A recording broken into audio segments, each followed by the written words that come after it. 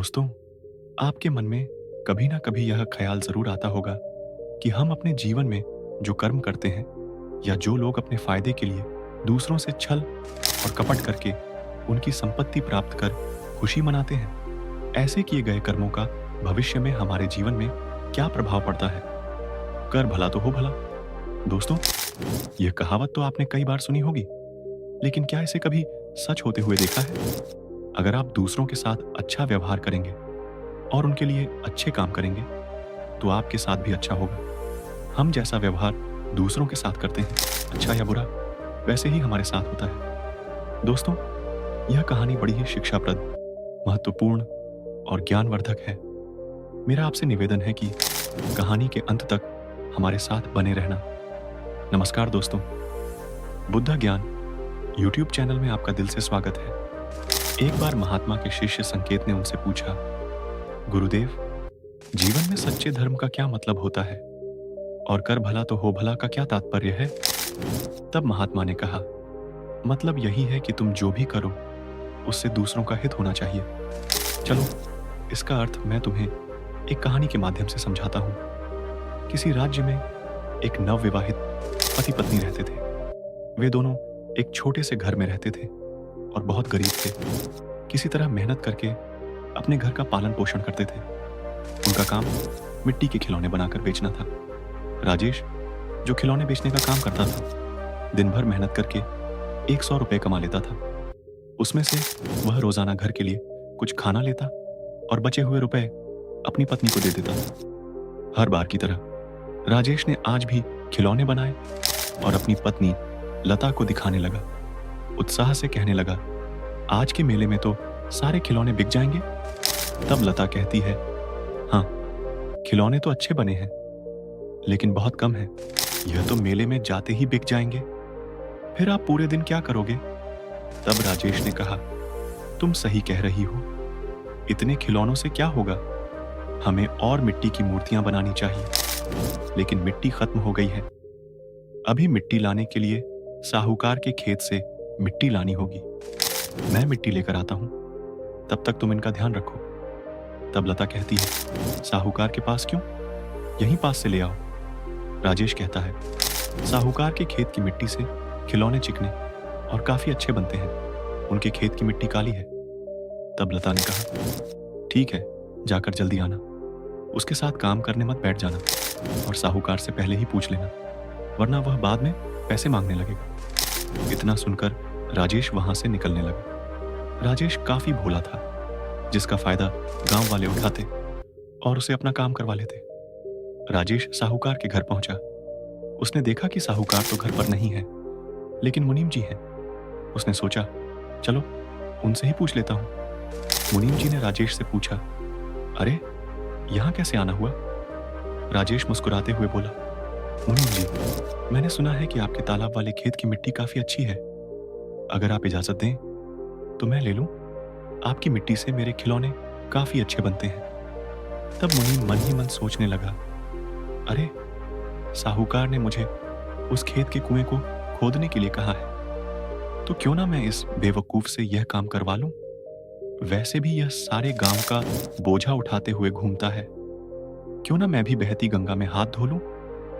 मुनीम ने कहा, अरे राजेश बेटा, इसमें क्या पूछना, तुम तो जाकर कभी भी ले सकते हो। वैसे भी साहूकार तुम्हें काफी अच्छा समझते हैं, और हाँ, तुम पूछने आए ही हो तो मैं तुम्हें एक राय देना चाहता हूं। तुम्हें खिलौने बनाने के लिए नरम और चिकनी मिट्टी चाहिए होगी ना, तो तुम एक काम करो, साहूकार जी के खेत में एक सूखा हुआ कुआं है। तुम उसी कुएं से 20 से 25 टोकरी मिट्टी निकाल लोगे तो तुम्हें वहां पर सूखी और गीली दोनों तरह की मिट्टी मिल जाएगी। तब राजेश ने कहा, मुनीम जी, आज तो मुझे मेले में जाना है। आज मैं कुछ मिट्टी निकाल लूंगा और कल जाकर पूरे सप्ताह की मिट्टी ले आऊंगा। मुनीम ने कहा, जैसी तुम्हारी मर्जी। राजेश के वहां से जाते ही मुनीम सोचने लगा, मामूली सी मिट्टी देकर उससे कुआं खुदवा लिया, इससे साहूकार भी खुश हो जाएंगे और मेरी प्रशंसा भी करेंगे। मुनीम मन ही मन सोचने लगा। राजेश साहूकार के खेत से एक दिन के लिए मिट्टी लेकर अपने घर चला गया। घर पर राजेश और उसकी पत्नी दोनों ने मिलकर खिलौने अच्छी तरह बना लिए। फिर जब खिलौने सूख गए तो राजेश उन्हें मेले में बेचकर घर लौटा। उसकी अच्छी कमाई हो गई, जिससे वह बहुत खुश हो गया। घर पहुंचते ही वह लता को मुनीम की सारी बातें बताने लगा। मुनीम जी ने कितने अच्छे तरीके से मुझे समझाया। उन्होंने इतनी मिट्टी दी और उसका कोई भी मूल्य नहीं लिया, बल्कि उन्होंने तो मुझे ढेर सारी मिट्टी ले जाने के लिए भी कहा, वह भी बिना किसी पैसों के। कल ही जाकर और मिट्टी ले आऊंगा। ऐसे ही राजेश कुछ दिनों तक वहां से मिट्टी लाता, उससे खिलौने बनाता और मेले में बेचकर अच्छा मुनाफा कमाता। कुएं में छिपा खजाना फिर एक दिन रोज की तरह वह सुबह होते ही कुएं की तरफ निकल पड़ा और जाकर खुदाई करने लगा। वह कुएं के अंदर लगभग 5 से 10 हाथ खोद चुका था। जैसे ही वह अगला गड्ढा खोदने के लिए तैयार हुआ, उसे किसी चीज से टकराने की आवाज सुनाई दी। उसने अपने हाथों से मिट्टी हटाई तो एक पुराना तांबे का घड़ा दिखाई दिया। राजेश ने घड़े को खोलकर देखा तो उसमें कई पुरानी सोने की मुद्राएं और सिक्के थे। यह देखते ही वह एकदम से कांपने लगा। उसे कुछ भी समझ में नहीं आ रहा था। फिर भी उसने सोचा, इसे घर लेकर जाता हूं, बाद में देखूंगा कि क्या करना है। पहले ही इतने सोने के सिक्के देखकर वह घबरा गया था, लेकिन जैसे तैसे उसने हिम्मत जुटाई और घड़ा लेकर अपने घर आ गया। पत्नी की चिंता घर पहुंचते ही उसकी पत्नी लता ने पूछा, अरे, आप सूर्योदय के समय घर से निकले थे और अब सूर्यास्त हो चुका है। आप मिट्टी लाने गए थे या कुआं ही खोदने चले गए थे? क्या मिट्टी लाने में इतना समय लग जाता है? और इतने समय में आपने सिर्फ एक हांडी मिट्टी ही लेकर आए हैं। तब राजेश ने उसे धीरे बोलने को कहा और घर के अंदर ले जाकर सोने की मुद्राएं दिखाईं। लता हैरान रह गई। उसने तुरंत पूछा, आपने कुछ गलत तो नहीं किया ना? तब राजेश हंसते हुए बोला, अरे, मेरी बात तो सुनो। जैसे तुम सोच रही हो वैसा कुछ भी नहीं है। जब मैं साहूकार के खेत में गया तो मुझे कुएं से मिट्टी निकालने को कहा गया था, लेकिन जब मैंने कुएं को खोदा तो मुझे यह घड़ा मिला जिसमें सोने के सिक्के थे। तब लता ने पूछा, अच्छा हुआ आप इसे घर लेकर आए, लेकिन आपने किसी से इसके बारे में कहा तो नहीं? फिर वह उत्साह से बोली, इतने सिक्कों से तो हम अमीर हो जाएंगे, हमारी स्थिति सुधर जाएगी और फिर आपको खिलौने बेचने भी नहीं जाना पड़ेगा। राजेश ने गुस्से से कहा, नहीं, ये तुम क्या कह रही हो? ये सोने के सिक्के हमारे नहीं हैं, तो इन पर हमारा कोई हक नहीं है। लता कहती है, हम क्यों नहीं ले सकते इन सिक्कों को? राजेश ने समझाते हुए कहा, माना कि सारे गांव वाले मुझे बेवकूफ समझते हैं, लेकिन मुझे इतनी समझ है कि अगर इस बात का पता साहूकार जी को लग गया तो हमें जेल जरूर जाना पड़ेगा। और वैसे भी इनका असली हकदार तो साहूकार ही है। मैं कल ही जाकर साहूकार को यह सारा धन देकर सब सच बता दूंगा और सिक्के उन्हें सौंप दूंगा। लता ने कहा, ठीक है, आप जाकर स्नान कर लीजिए, तब तक मैं इन्हें छुपा कर रखती हूँ। लालच की शुरुआत लता मन ही मन सोचने लगी, यह आदमी तो इतना ईमानदार है, अगर मैं इसके सामने एक भी सिक्का लूंगी तो यह चिल्ला पड़ेगा, क्यों ना मैं ही कुछ सिक्के निकाल कर रख लूं। यह सोचकर उसने कुछ सिक्के निकालकर अलग रख लिए। ईमानदारी की परीक्षा कुछ देर बाद राजेश घड़ा लेकर साहूकार के घर की ओर निकल पड़ा, लेकिन साहूकार घर पर नहीं थे, केवल मुनीम ही वहां था। राजेश ने मुनीम के हाथ में घड़ा देते हुए कहा, मुनीम जी, मुझे मिट्टी नहीं चाहिए, मैं कल ही मिट्टी ले चुका हूं, लेकिन जब मैं मिट्टी खोद रहा था तो मुझे यह घड़ा मिला जिसमें सोने के सिक्के थे। यह सुनकर मुनीम हैरान रह गया। उसने पूरा वाकया ध्यान से सुना। उसे अपनी आंखों पर विश्वास ही नहीं हो रहा था। तब राजेश बोला, मुझे यह घड़ा साहूकार जी को देना है, लेकिन वह तो घर पर नहीं है। अच्छा हुआ मुनीम जी, मुझे आप ही मिल गए। कृपया यह घड़ा ले लीजिए और साहूकार जी को दे दीजिए।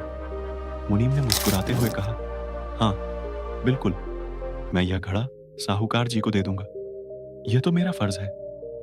फिर उसने राजेश को चेतावनी दी, और हाँ, इसके बारे में तुम किसी भी गांव वाले से मत कहना, कहीं भी इसका जिक्र मत करना। तुम तो बड़े ईमानदार हो, अब तुम जाओ। मैं यह घड़ा सेठ जी को जरूर दे दूंगा। सोने के सिक्कों से भरा घड़ा देकर राजेश वहां से निकल जाता है। तभी मुनीम सोचता है, मेरी अकल क्या घास चरने गई है जो मैं यह सब कुछ साहूकार को दे दूंगा। अगर मैं यह सब साहूकार को दे दूंगा तो मेरे पास क्या ही बचेगा। इतने दिन काम करने के बाद भी मैं सिर्फ एक मामूली मुनीम ही बना रहा हूं, लेकिन अब मैं भी अमीर बनूंगा। ये सब सिक्के अपने पास रख लूंगा और साहूकार की तरह सब कुछ खरीद लूंगा। घर, खेत, गाड़ी, बंगला, गांव का सेठ बन जाऊंगा और किसी को कुछ पता चलने से पहले ही उस बेवकूफ राजेश को फंसा दूंगा। वैसे भी उसकी बात का कोई यकीन नहीं करता। उसे फंसाकर मैं इस मुसीबत से भी बच जाऊंगा। वाह, क्या दिमाग पाया है मैंने। साजिश की शुरुआत अगले दिन उधर भोला राजेश अपनी रोज की तरह खिलौने बेचने जा रहा था। जाते वक्त उसने अपनी पत्नी लता से कहा, लगता है आज रात को देर हो सकती है। जब तक सारे खिलौने नहीं बिकते मैं नहीं आ पाऊंगा। लता भी मुस्कुराकर कहती है, पता है आपकी ईमानदारी का फल आपको जल्दी ही मिलेगा। इतनी मेहनत से बने खिलौने जल्दी बिक जाएंगे। मैं भी घर के काम करके खाना बना लूंगी। षड्यंत्र का पर्दाफाश। इतने में मुनीम साहूकार को लेकर राजेश के घर आता है और उस पर इल्जाम लगाने लगता है। मुनीम चिल्लाते हुए बोला, मैंने कल इसे आपके खेत में से कुछ चुरा कर ले जाते हुए देखा था। जब मैं इसके पीछे गया तो मुझे इसके आंगन में एक सोने की मुद्रा मिली। इसका साफ साफ मतलब है कि इसे जरूर हमारे खेत में कुछ मिला है। फिर उसने झूठ करते हुए कहा, मैंने इन दोनों राजेश और लता को कल आपस में बात करते हुए भी सुना था। अब इनके घर की तलाशी लेनी चाहिए। इसके बाद मुनीम ने सिपाही को बुला लिया। लता की घबराहट यह सुनकर लता डरने लगी और तलाशी से मना करने लगी। तब राजेश ने साहूकार को सारी घटना सुना दी और कहा, जब मैं आपके खेत के कुएं में खुदाई कर रहा था तब मुझे सोने के सिक्के मिले थे और मैंने वे सिक्के मुनीम जी को लाकर दिए थे। साहूकार को विश्वास किस पर था, लेकिन साहूकार को अपने मुनीम पर पूरा भरोसा था। इसलिए उसने मुनीम की बात को ही सच माना और राजेश से कहा, मैं तुम्हारे घर की तलाशी लेना चाहता हूं। राजेश आत्मविश्वास से बोला, क्यों नहीं, आप जरूर मेरे घर की तलाशी ले सकते हैं, क्योंकि मुझे जो मिला था वह मैंने मुनीम जी को लाकर दिया था और आपको सौंपने के लिए भी कहा था। मुझे किसी बात का डर नहीं है। राजेश आत्मविश्वास से बोला, आप बेझिझक मेरे घर की तलाशी ले सकते हैं। लेकिन लता ने डरते हुए मना कर दिया। यह देखकर मुनीम ताना मारते हुए बोला, जरूर सोने की मुद्राओं के साथ साथ इन्हें और भी कुछ मिला होगा, इसीलिए तो यह हमें रोक रही है। घर की तलाशी और साजिश का खुलासा। फिर साहूकार और सिपाहियों ने घर की तलाशी ली। तलाशी के दौरान जब कुछ सोने की मुद्राएं मिली तो राजेश हक्का बक्का रह गया। सिपाही ने सख्ती से पूछा, क्यों? तुमने तो कहा था कि सारे सिक्के मुनीम जी को दे दिए थे। अब यह सिक्के यहां कैसे आए, जबकि तुम खुद दावा कर रहे थे कि सिक्के तुमने मुनीम को ही सौंपे थे।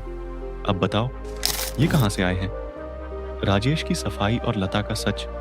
राजेश ने साहूकार से विनती करते हुए कहा, साहूकार जी, कृपया मेरी बातों का यकीन कीजिए। मैंने कल ही मुनीम जी को सारी मुद्राएं सौंप दी थीं, लेकिन साहूकार भी संदेह में पड़ गए। उन्होंने कढ़ाई से पूछा, जब तुमने सारे सिक्के मुनीम को दे दिए थे तो यह सिक्के तुम्हारे घर में कहां से आए? सीधा सच बताओ, वरना सिपाही तुम्हें कारागार में डाल देंगे। डर के मारे राजेश रोने लगा। तब उसकी पत्नी लता ने सिर झुकाकर कहा, साहूकार जी, मुझसे गलती हो गई। मेरे मन में लालच आ गया था, इसलिए मैंने कुछ सोने की मुद्राएं छुपा ली थीं ताकि हमारे घर की गरीबी दूर हो सके। बाकी की सारी मुद्राएं मेरे पति ने सच में मुनीम को सौंप दी थीं। अब वही झूठ बोल रहा है। मुनीम की कुटिल चाल। मुनीम गुस्से में चिल्लाया, देखा, यह अपने पति के साथ मिली हुई है। दोनों मिलकर मुझे फंसाना चाहते हैं ताकि जेल जाने से बच सके। आपने खुद देखा कि सोने की मुद्राएं इनके ही घर से मिली हैं। अब यह मुझे फंसाने की कोशिश कर रहे हैं। फिर उसने सिपाही से कहा, इन्हें तुरंत गिरफ्तार कर लीजिए और इनकी अच्छी मरम्मत करिए। सच्चाई का पर्दाफाश। लेकिन साहूकार अभी भी शांत थे। कुछ दिन बाद साहूकार अचानक मुनीम के घर पहुंचे। वहां जाकर उन्होंने देखा कि मुनीम एकांत में बैठकर सोने के सिक्के गिन रहा था। साहूकार को देखते ही मुनीम घबरा गया, लेकिन तब तक साहूकार जी को पूरी सच्चाई समझ आ गई थी। उन्होंने गहरी सांस ली और बोले, राजेश सच बोल रहा था और मैंने तुम पर भरोसा करके बहुत बड़ी गलती कर दी। तुम्हारी वजह से एक ईमानदार इंसान को सजा मिली। कुछ देर बाद सिपाही भी वहां आ जाते हैं। साहूकार ने तुरंत सिपाहियों को बुलाया और मुनीम को राजेश की जगह जेल में डाल दिया। राजेश की ईमानदारी का इनाम।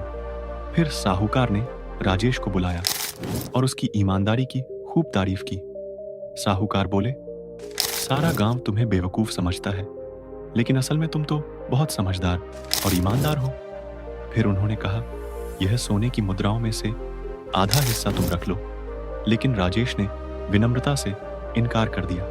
तब साहूकार ने मुस्कुराते हुए कहा, अरे यह तो तुम्हारा इनाम है। तुम्हारी ईमानदारी का फल तुम्हें मिला है, इसे स्वीकार करो।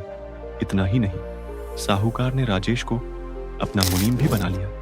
कहानी की सीख इसलिए कहते हैं, कर भला तो हो भला। महात्मा ने संकेत से पूछा, संकेत, कुछ भी हो जाए हमें अपनी अच्छाई का प्रमाण देना चाहिए। अगर तुम लोगों का भला सोचोगे तो तुम्हारा भी भला अवश्य होगा।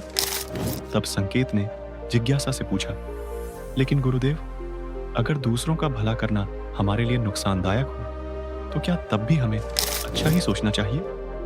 महात्मा मुस्कुराते हुए बोले, संकेत, जो लोग हमारे लिए बुरा चाहते हैं उनके लिए हमें भी बुरा नहीं सोचना चाहिए, बल्कि हमें उन्हें समझने की कोशिश करनी चाहिए और उनकी सहायता करनी चाहिए। अंत में तो दोस्तों, कैसी लगी आपको यह कहानी? हमें कमेंट सेक्शन में जरूर बताएं। अगर आपको यह कहानी पसंद आई हो तो इस चैनल को सब्सक्राइब जरूर करें। तो चलिए मिलते हैं अगली कहानी में। तब तक के लिए अपना ख्याल रखें। धन्यवाद। नमो बुद्धाय।